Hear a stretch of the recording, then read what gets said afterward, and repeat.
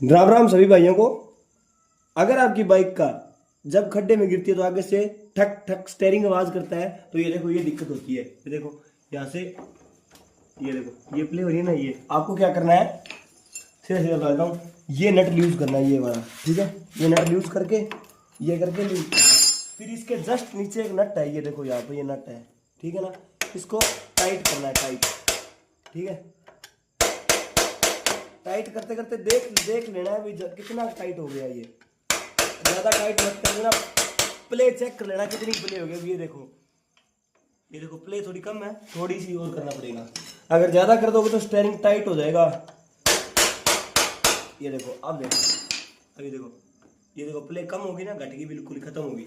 अब ये ऊपर वाला टाइट करना है, ठीक है।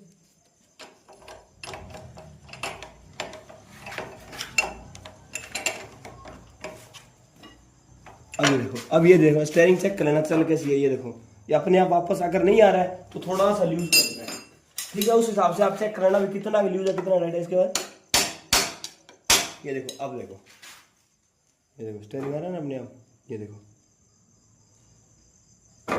ये देखो, ठीक है। अगर आपको लग रहा है टाइट है तो थोड़ा सा लूज और कर सकते हो, ठीक है। ओके।